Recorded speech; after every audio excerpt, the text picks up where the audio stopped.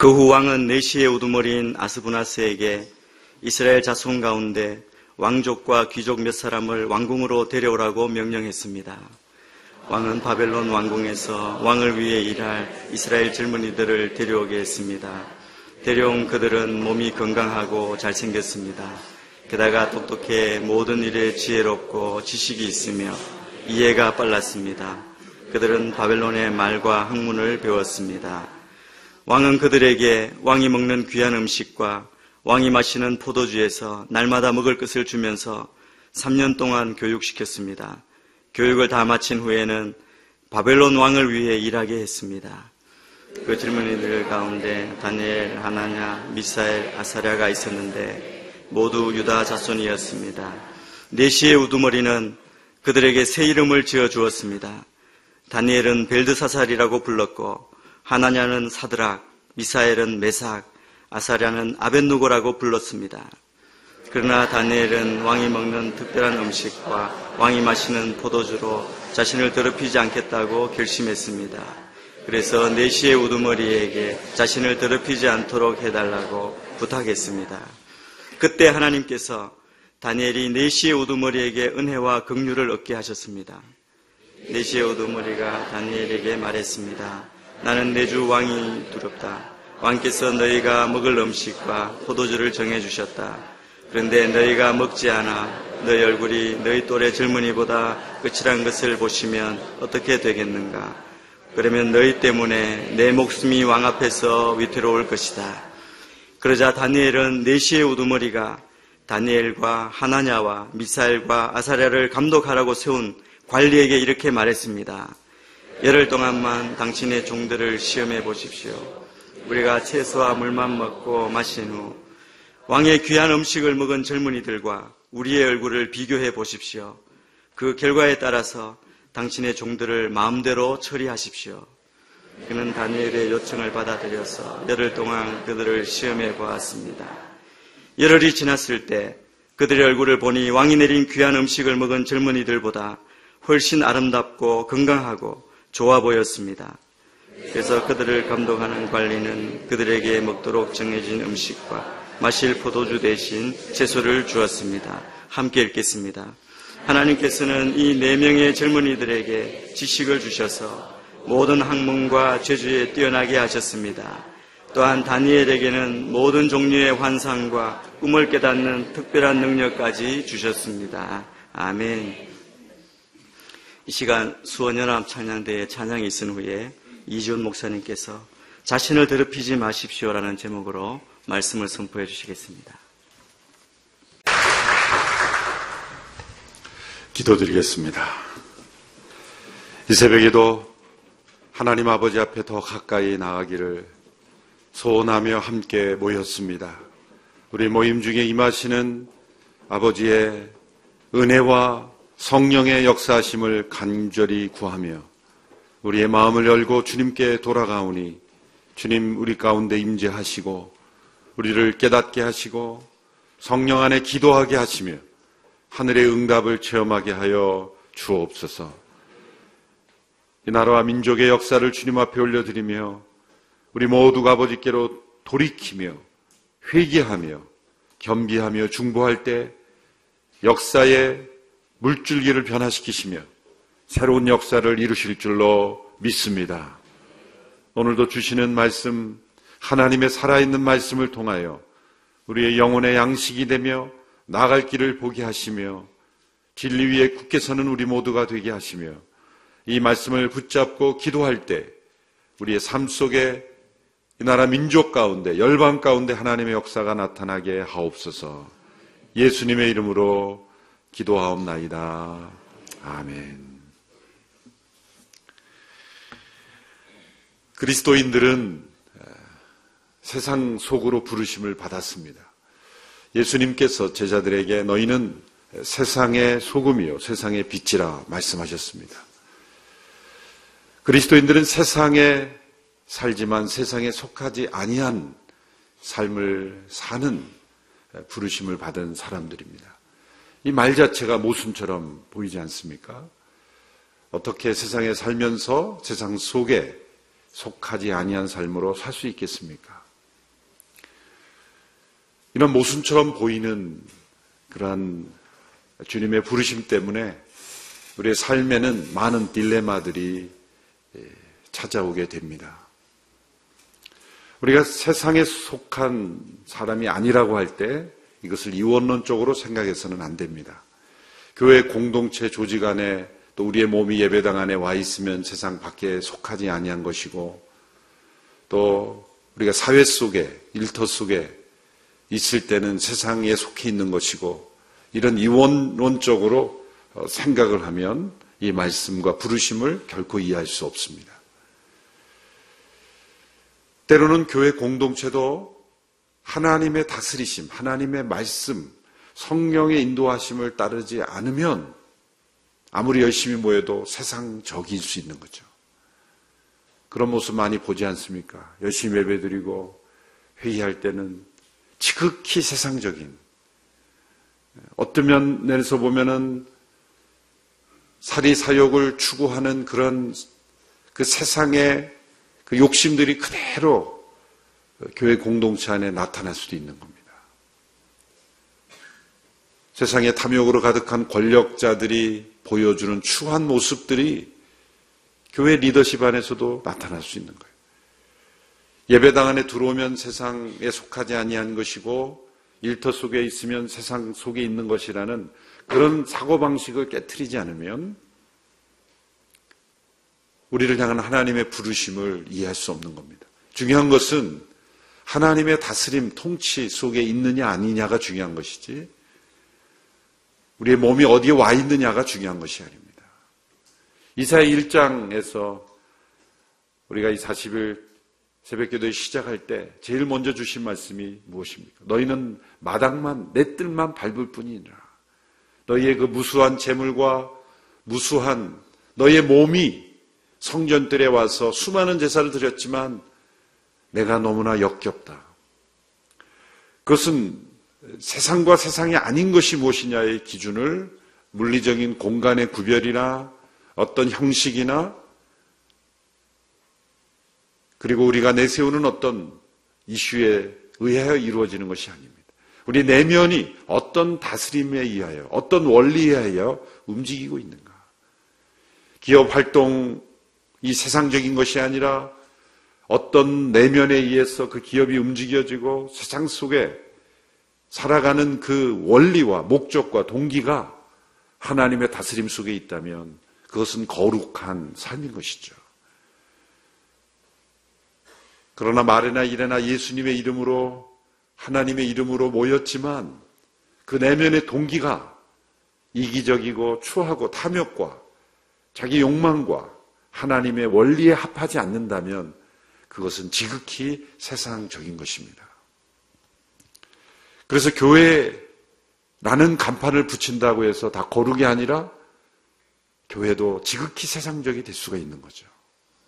하나님 나라의 모습을 잃어버린, 영적 생명력을 잃어버린 그러한 공동체가 될 수 있는 것이죠. 그래서 세상에 속하지 아니한 사람으로 세상 속에 살아간다는 것은 우리가 처한 모든 환경 속에는 하나님을 떠난 원리들이 가득 차 있습니다. 그 속에서 하나님의 다스리심을 받고 하나님의 백성으로 분명한 정체성을 가지고 거룩한 삶을 살아가는 것. 그것이 우리의 부르심이죠. 이러한 삶에 있어서 가장 훌륭한 모범을 보여주신 우리의 모델이 될 수 있는 분은 다니엘이죠. 다니엘은 조국 이스라엘이 처참하게 멸망당한 그 시점에 바벨론의 포로로 잡혀갔습니다. 다니엘과 오늘 본문에 나오는 다니엘과 세 친구들은 이스라엘의 왕족 혹은 귀족 출신으로서 바벨론에 잡혀가서 바벨론 왕궁에서 3년간의 특별 교육을 받고 바벨론 왕을 위하여 일하도록 선택된 사람들이 되었습니다. 이 바벨론의 소위 문화 이식 작업이죠. 컬처 트랜스플랜트를 시키는 겁니다.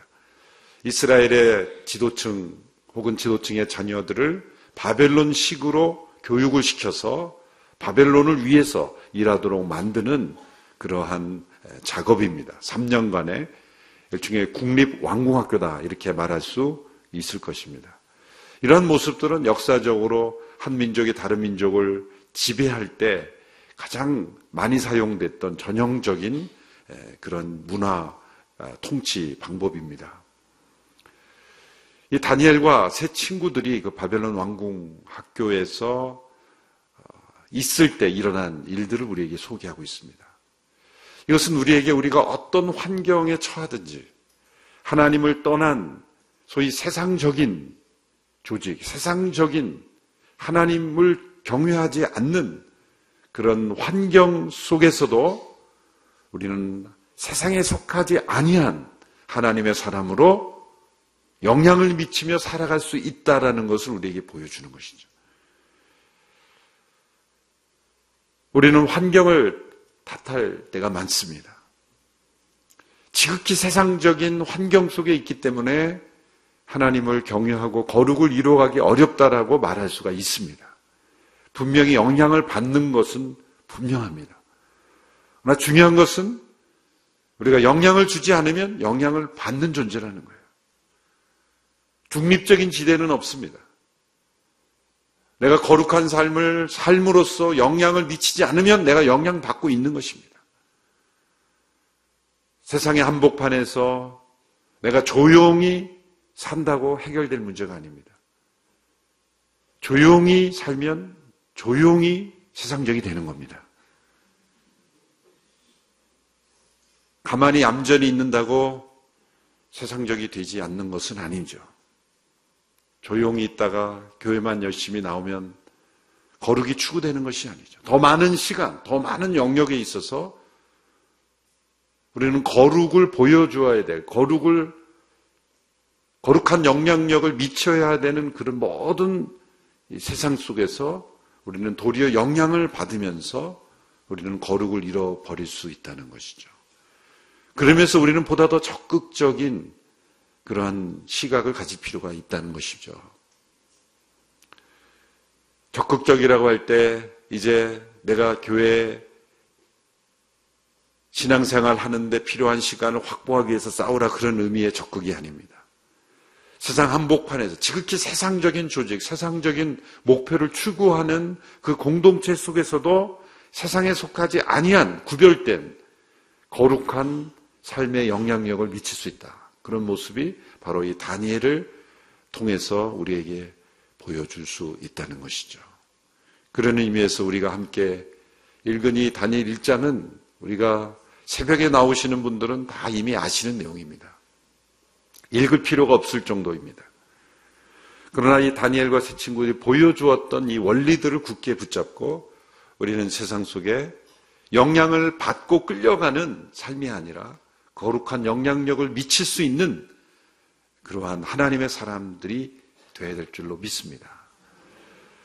이 말씀의 기록 속에 나타난 중요한 원리들이 있습니다. 첫 번째는 이 다니엘과 세 친구들이 바벨론으로부터 받는 모든 문화적인 것을 배척하지 않았다는 거죠.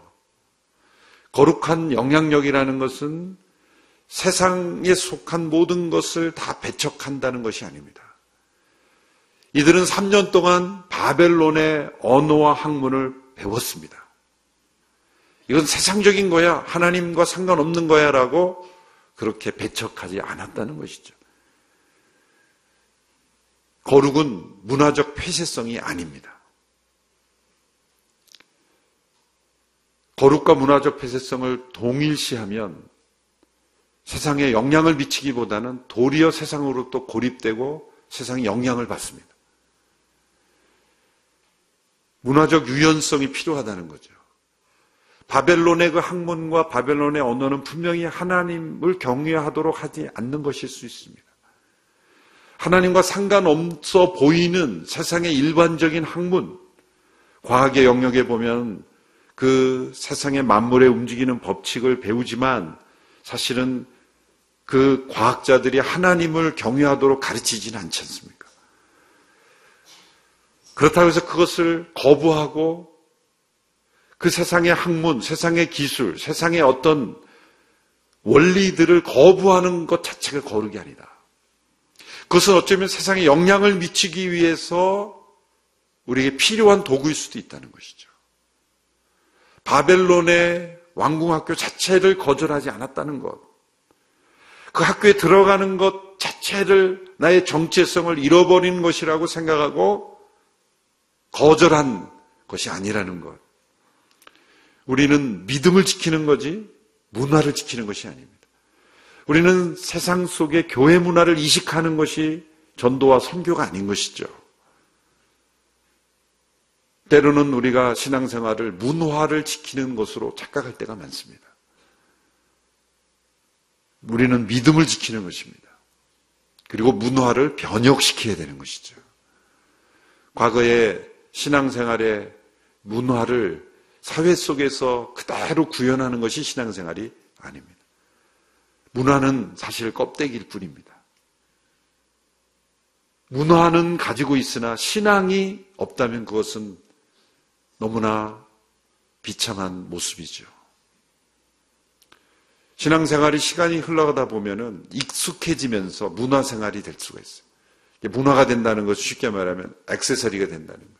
나를 포장하는, 취미 활동을 하듯 나를 겉모습을 포장하는 하나의 문화생활이 될 때 진정한 신앙생활의 능력을 잃어버리는 거예요.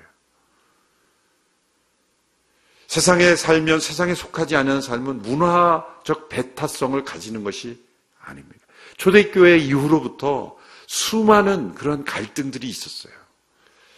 그래서 초대교회 이후로 세상의 문화를 거절하는 사람들이 있었거든요. 그 사람들은 그 당시에 이렇게 나오는 이런 악기들도 다 거절한 사람들도 있어요. 그래서 오늘날에도 우리나라에 있는 교단도요, 전 세계적으로 교단도 교회 안에서 예배드리면서 악기를 사용하는 것을 거절하는 분들이 있어요. 그래서 그 교단은 파가 두 개로 나눠지는데 유악기파와 무악기파로 나눠져요. 악기를 사용하지 않는 파와 악기를 사용하는 파로 나눠지는 교단이 있어요. 뭐 다녀보신 분은 알 겁니다. 실제로 있습니다. 그런데 교리적으로 그렇게 문제가 있거나 그러지 않습니다. 건강한 교리가 있어요. 그런데 사람의 목소리만 예배해야 된다.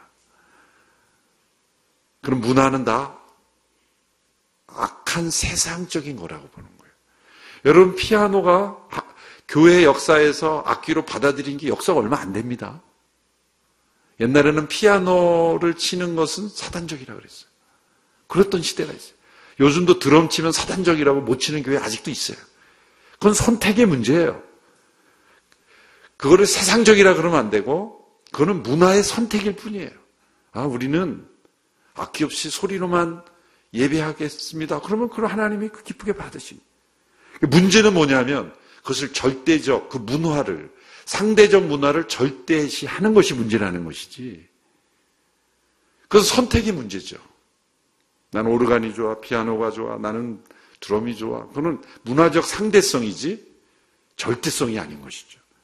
개인의 어떤 선호도일 수 있는 거예요. 공동체의 합의에 따라서 달라질 수 있는 거예요. 그것을 세상적이냐, 세상적이 아니냐로 나누는 것은 잘못된 이원론에 빠지는 거라는 거예요. 바벨론의 학교에 지금 다니고 있으면 너 지금 세상적이 빠졌다라고 정죄할 수 없다는 거예요.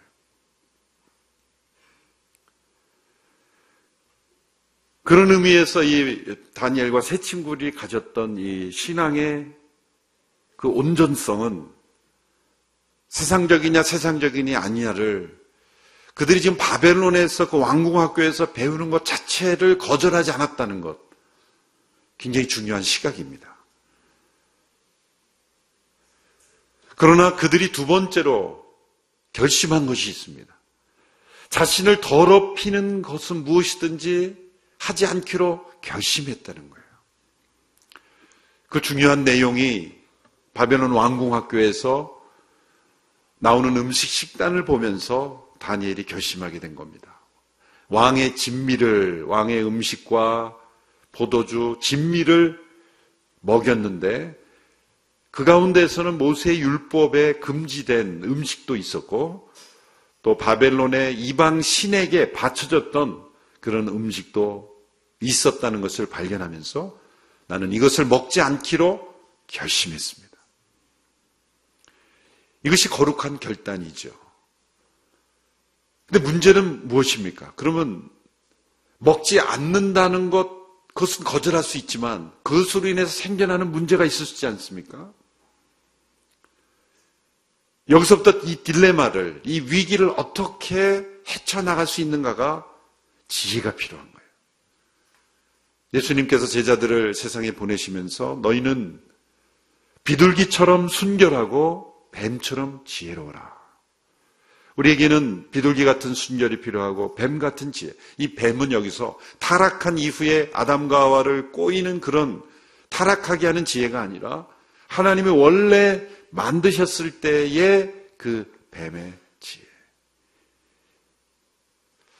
뱀의 지혜 그러면 참 그 느낌이 좀 이상하잖아요. 뱀이 IQ가 얼마나 되길래 지혜롭다 그랬을까? 그래서 내가 사전을 찾아보니까 IQ가 높지가 않아요. 뭐 10몇인가?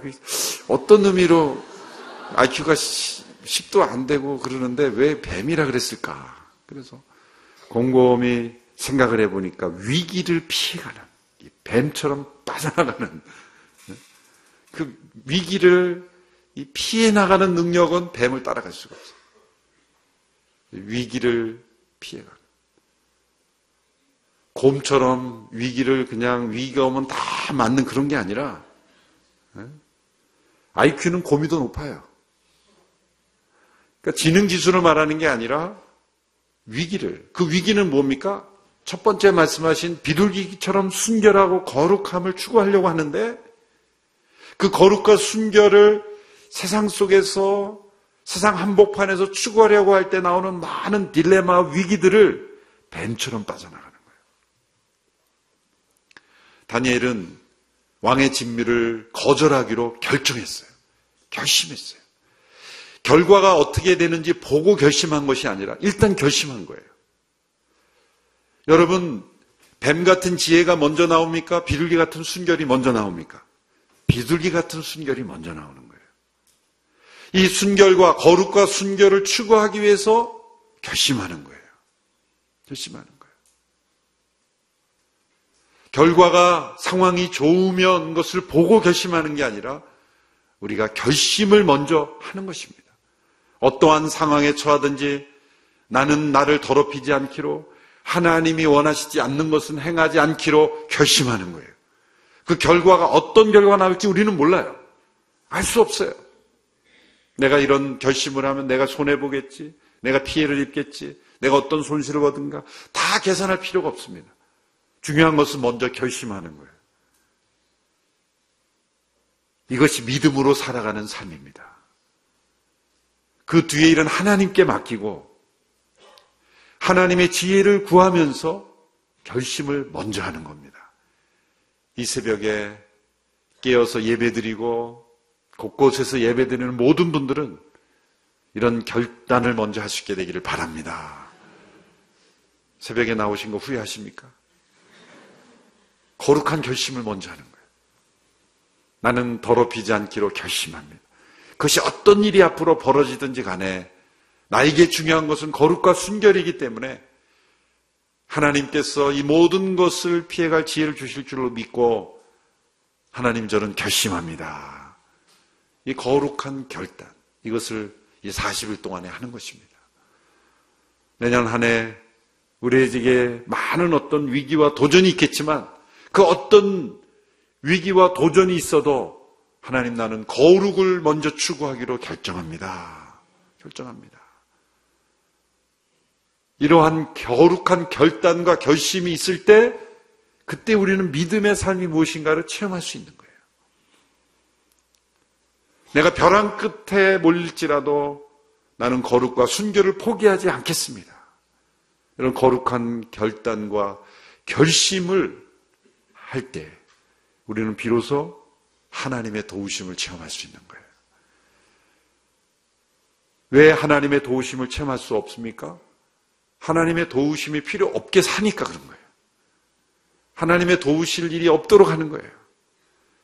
세상과 적당히 타협하면서 거룩과 순결을 포기하면서 세상을 의지하며 살아가는데 하나님의 도우실 일이 없는 거예요. 그래서 하나님 저를 도와주십시오, 도와주십시오. 세상적인 걸 의지하면서 하나님 도와달라고 하니 자신이 의지를 하고 있으니 하나님 하나 더 필요한, 세상의 도움을 다 의지하면서 하나님의 도움도 하나도 얹지를 원합니다. 그런 도우심은 하나님이 주시잖아요. 거룩한 모험을 할 때 하나님은 우리를 도우시는 거죠. 거룩한 결단을 하나님은 주목하고 계시는 거죠. 9절에 보면 그때 하나님께서, 하나님의 개입이 나옵니다. 다니엘과 세 친구가 어떤 결단을 했습니까? 8절의 말씀을 보십시오. 8절의 말씀 같이 읽어볼까요? 시작. 그러나 다니엘은 왕이 먹는 특별한 음식과 왕이 마시는 포도주로 자신을 더럽히지 않겠다고 결심했습니다. 그래서 내시의 우두머리에게 자신을 더럽히지 않도록 해달라고 부탁했습니다. 9절에 그때 하나님께서 다니엘이 내시의 우두머리에게 은혜와 공유를 얻게 하셨습니다. 이 9절이 대반전입니다. 그때 하나님이, 우리에게 이런 그때가 있어야 됩니다. 하나님의 개입은 우리의 거룩한 결심과 함께 나타납니다. 하나님은 언제나 통치하고 계시죠. 다스리고 계시죠. 이 삶을 주관하고 계시죠. 그런데 결정적인 개입, 구체적인 개입, 개인적인 개입, 나의 개인적인 세밀한 삶 속에 하나님의 개입은 거룩한 결심 이후에 나타나는 거예요. 우리는 하나님이 개입하시면 결심하려고 미루고 있어요. 하나님께서 어떻게 하시나 보고 나의 결정을 미루고 있어요. 그러나 그것은 하나님을 우상으로 만드는 일이에요. 하나님이 내 앞을 다 평탄하게 해주면 내가 결심하겠다고 말합니다. 이스라엘 백성들을 하나님께서 인도하실 때 먼저 결심할 것을 많이 요구하셨죠. 그것이 대표적으로 모세가 이스라엘 백성들을 이끌고 애굽에서 나왔을 때 홍해가 앞에 있었잖아요. 내 지팡이를 그 바다에 치라. 요단강을 건널 때 여호수아와 그 제사장들과 백성들이 발을 요단강에 담그라. 나병 환자를 예수님께 고쳐주실 때 실로암 못에 가서 7번 그 흙으로 눈을 해주고 실로암 못에 가서 씻으라. 우리의 거룩한 결심과 순종과 결단을 통해 나아갈 때 하나님의 개입이 나타나는 것을 보여주셨어요. 왜 그러실까요? 우리에게 믿음을 요구하시는 거예요. 그리고 그 믿음을 통해 하나님의 역사를 체험하는 거예요. 이 과정이 없이 하나님께서 먼저 해결해 주시고 하나님께서 앞서 먼저 다 해놓으시면 우리의 믿음이 자라지 않고 하나님께 영광을 돌려드리지 않습니다. 자녀도 기를 때 부모가 뭐든지 다 알아서만 해줘 버릇하면 아무것도 할 수가 없는 사람이 되고 또 부모님께 대한 감사도 없어요. 부모님은 나중에 상처 입죠. 내가 너를 위해서 다 해줬는데 자녀는 아무것도 모르는 거예요. 자녀가 스스로 결심하고 결단하고 같이 하도록 돕는 역할. 그 개입하는 그 시간이 참 중요한 것 같아요. 이 다니엘과 친구가 결심했을 때 하나님께서 개입하셨어요. 이것이 대반전의 일입니다. 세상에 살지만 세상 한복판에 있지만 세상에 속하지 않는 삶으로 결심했을 때 그때 하나님이 은혜와 궁유를 얻게 하셨어요. 그래서 내시의 우두머리에게 은혜와 궁유를 얻게 해서 마음에 평안을 주시고 하나님께서 그 내시와 우두머리에게 이 다니엘이 생각하는 대로 이끌려 오도록 만드신 거예요. 거룩한 결단을 할 때 세상 한복판에 지극히 세상적인 직장의 상사, 그런 환경, 그런 속에서 하나님께서 은혜와 긍휼을 베푸셔서 그 거룩과 순결을 지켜갈 수 있는 그런 상황 또한 만들어 주시는 거예요. 세 번째로 이 다니엘과 세 친구들이 이런 결정을 내리고 어떻게 했습니까? 여기서 뱀 같은 지혜를 하나님이 주시는 거예요. 이 바벨론의 관리에게는 이 다니엘과 세 친구들의 부탁을 들어줄 수 있는 마음의 여유를 주시는 거고, 그게 은혜와 긍휼을 주시는 거고, 다니엘과 세 친구들에게는 하나님께서 뱀 같은 지혜를 주셨어요. 그것은 무엇입니까? 대안을 제시하는 거예요. 우리는 먹지 않겠습니다. 거절, 그리고 결단만으로는 부족합니다. 대안을 제시하면서 뚫고 나가는 게 필요하죠. 그럼 먹지 않으면 어떻게 될 것인가? 우리로 하여금 열흘 동안 씨 맺는 채소, 과일 포함이 되겠죠. 곡식도 포함이 되겠죠. 풀만 먹었다는 게 아니에요.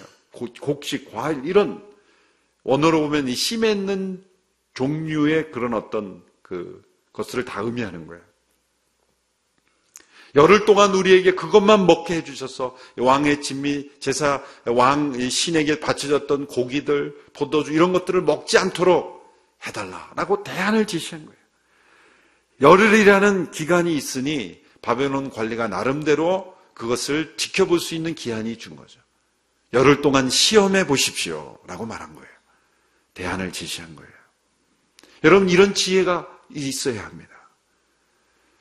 그리스도인들이 세상 속에 세상적이 되지 않으면서 고립되고 배타적이 되고 아무 무능하고 아무 해결책도 제시하지 못하는 사람이 되는 것이 거룩이 아니라 우리는 거룩한 결단과 동시에 창의적인 대안을 제시할 수 있어야 돼요.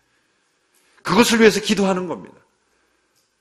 세상 한복판에서 세상적인 원리를 따라 살지 않으면서 무조건 반대하고 배척하고 하지 않는 것이 아니라 저는 할 수 없습니다라고 아니라 이렇게 해볼 수 있습니다라는 그런 지혜.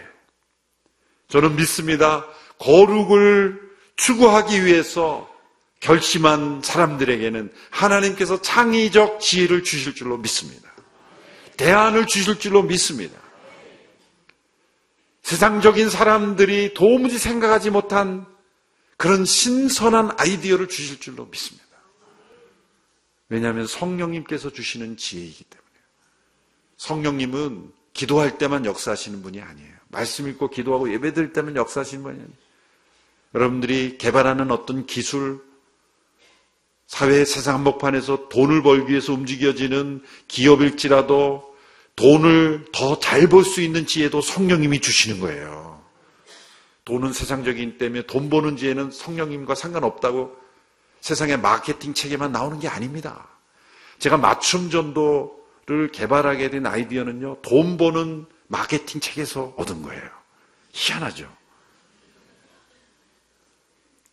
어느 증권회사 CTO로 계시는 성도님 여의도에 신방을 갔는데 그분이 세계 최고 기업들의 CRM 전략이라는 책을 선물로 주셨어요. 목사한테 무슨 이런 선물을 주나? 그리고 제가 서가쪽에 꽂아놓고 보질 않았어요. 근데 어느 날 제가 그래도 선물로 주는데 한 번은 봐야지 그러고 제가 그 책을 읽는 순간 불을 받았어요.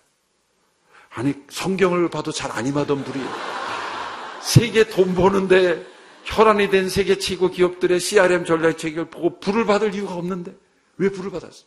제가 받은 불은 이런 거예요. 세상의 기업들이 돈을 벌기 위해서도 이렇게 관계를 중요시하는데 CRM이라는 게 커스터머 릴레이션십 매니지먼트잖아요. 물건을 팔 때 그냥 팔 수 없다는 거예요. 관계가 형성돼야 물건을 산다. 고객을 어떻게 관리하는지 그 관계를 형성하고 관계를 유지하고 관계를 지속하는 전부 관계로 이 마케팅을 풀었는데 깜짝 놀랐어요. 교회가 복음을 전할 때는 관계를 무시하고 관계를 깨뜨리고 그런 모습을 보면서 제가 그 책을 탐독하면서 그 CRM 전문가들 찾아다니면서 레슨을 받았어요. 일주일에 한 번씩. 그러면서 제가 우리가 전도할 때 얼마나 많은 지혜가 없었는지를 보게 된 거예요. 거꾸로 저는 그렇게 거기서 지혜를 얻었어요.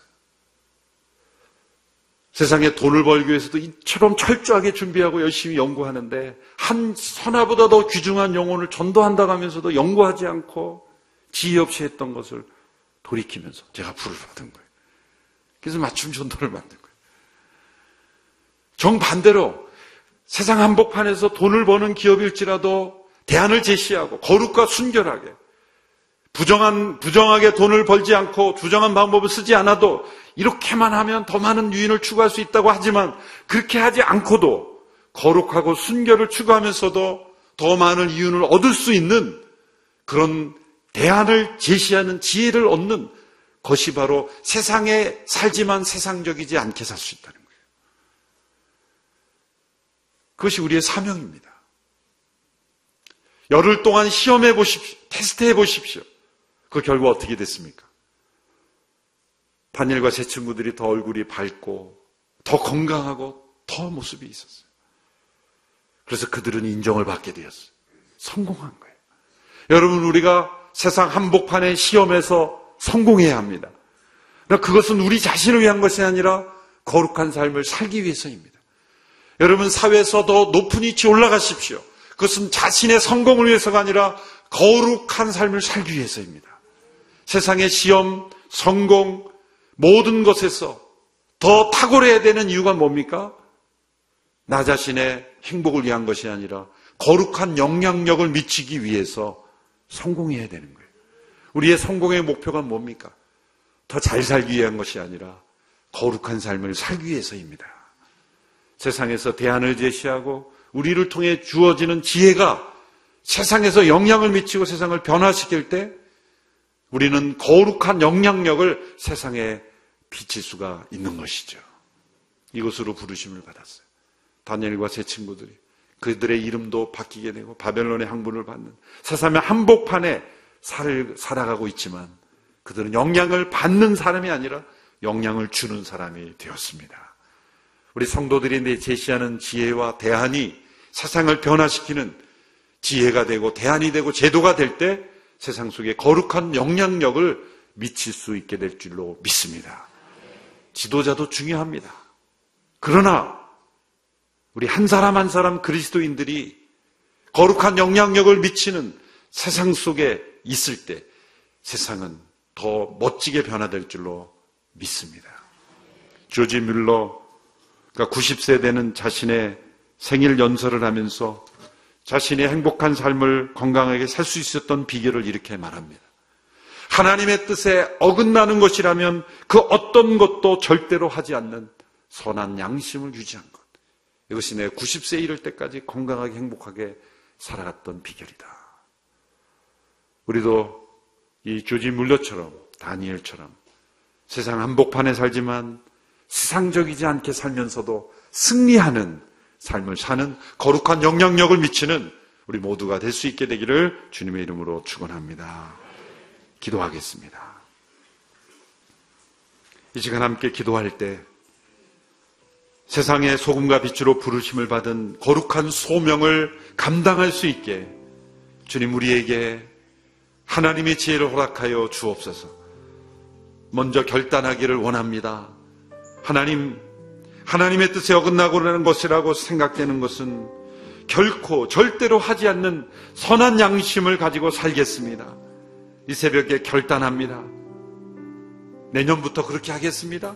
그런 결심이 아니라 오늘 이 시간부터 그렇게 하겠습니다. 세상적으로 보면 손해보는 것처럼 보이고 내가 밀리는 것처럼 보이고 밀려나는 것처럼 보일지라도 결과를 따지지 않고 결심하겠습니다. 다니엘처럼 뜻을 정하여 나를 더럽히는 것은 어떤 것이든 하지 않겠습니다. 결심할 때 그때 하나님이 그냐 응유를 베풀어 주시고 지혜를 주시고 능력을 주시고 더 탁월하게 해줄 줄로 믿습니다. 하나님의 역전을 경험하기를 원합니다. 이 시간 함께 결심의 기도, 결단의 기도를 조합해 드리며 나아가겠습니다. 함께 기도합니다. 하나님 아버지, 다니엘의 거룩한 결단을 본받기를 원합니다. 이 새벽에 다니엘이 고백했던 것처럼 하나님이 나의 재판관이시라는 다니엘의 이름처럼 하나님이 나의 재판장이시기에 세상을 두려워하지 아니하고 세상을 통치하시는 판단하시는 하나님을 두려워하며 다니엘이 바벨론 왕을 두려워하지 않고 살아계신 만왕의 왕이신 하나님을 두려워하며 결심했던 것처럼 이 새벽에 결심하며 나가기를 원합니다. 결과가 어찌하든지 결심하며 결단하며 나아가기를 원합니다. 하나님의 뜻이 아니라고 생각되는 것, 하나님이 기뻐하시지 않는 것이라면 그 어떤 것도 하지 않게 되기를 원합니다. 결단합니다. 결심합니다. 나아가는 우리 성도들의, 우리 모두의 결심을 받아주시며 하나님의 개입을 허락하여 주옵소서.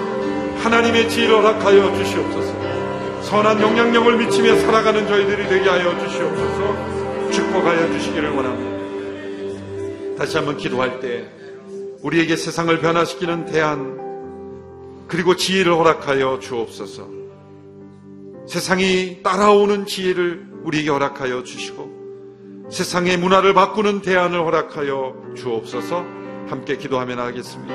아버지 하나님, 세상을 변화시킬 수 있는 대안 공동체가 되게 하옵소서. 거룩한 지혜를 허락하여 주시고 세상을 변화시킬 수 있도록 우리 모두에게 함께하여 주시옵소서. 우리 성도님들이 기획하고 생각하는 모든 것들이 하나님의 지혜가 있게 하여 주시옵소서. 세상의 대안이 되게 하여 주시옵소서. 환경을 탓하고 누군가를 탓하고 정치 지도자들만을 탓하는 것이 아니라 우리가 속한 공동체, 사회 속에서 하나님의 지혜로 대안을 만들어갈 수 있는 저희들이 되게 하여 주시옵소서. 창의적인 대안이 되게 하여 주시옵소서. 거룩한 영향력을 미치는 사람들이 되게 하여 주시옵소서. 함께하여 주시옵소서. 다시 한번 기도할 때 우리 차세대를 위해 기도합니다. 대학 청년들을 위해 기도합니다. 우리의 다음 세대들이 다니엘이 청소년 시절에 새 친구와 함께 바벨론 한복판에서 거룩한 영향력을 미쳤던 것처럼 우리의 자녀들이 세상 속에 영향을 받는 자들이 아니라 거룩한 영향력을 미칠 수 있는 자들로 축복하여 주옵소서. 성령으로 충만케 하여 주시옵소서. 세상 한복판에 세상의 학문을 배우지만 그 세상의 학문의 영향을 받지 않고 하나님으로부터 받는 영향력이 더 크게 하여 주시옵소서. 우리 다음 세대를 위해 함께 기도하며 나가겠습니다. 하나님 아버지, 우리의 자녀들이 이 세상 한복판에 있는 학문을 배우고 기술을 배울지라도 거룩한 소명을 깨닫고 거룩한 영향력을 미치는 자들이 되게 하여 주시옵소서. 이 세상으로부터 영향을 받지 아니하고 도리어 영향을 미칠 수 있는 자녀들이 되게 하여 주시고 하나님의 거룩을 이 땅 위에 보여줄 수 있는 자녀들, 우리 대학 청년들이 될 수 있도록 역사해 주시기를 원합니다. 어두운 세상, 빛의 선녀가 되게 하시고 세상을 밝히는 하나님의 백성들이 다 될 수 있도록 역사해 주시기를 원합니다. 주님 함께하여 주시기를 원합니다. 축복하여 주시기를 원합니다. 거룩한 영향력을 미치는 다니엘과 새 친구들이 되게 하옵소서. 이들이 서로가 서로에게 거룩함을 지켜주었던 친구들이 됐던 것처럼 좋은 친구 만나게 해주시고 거룩한 영향력을 미치는 자녀들 되게 하여 주시고 함께하여 주시기를 원합니다. 주님 역사해 주시옵소서. 축복하여 주시옵소서. 하나님 아버지, 우리의 자녀들이 다니엘과 새 친구들이 함께 거룩한 공동체를 이룬 것처럼 세상 한복판에서 거룩한 영향력을 미치는 빛의 자녀들이 되게 하여 주옵소서. 우리 성도들의 삶의 형편 속에 세상적인 사회 속에 있을지라도 그 속에서 대안이 되며 지혜가 되며 거룩한 변화를 이끌어가는 하나님의 사람들이 되게 하여 주옵소서.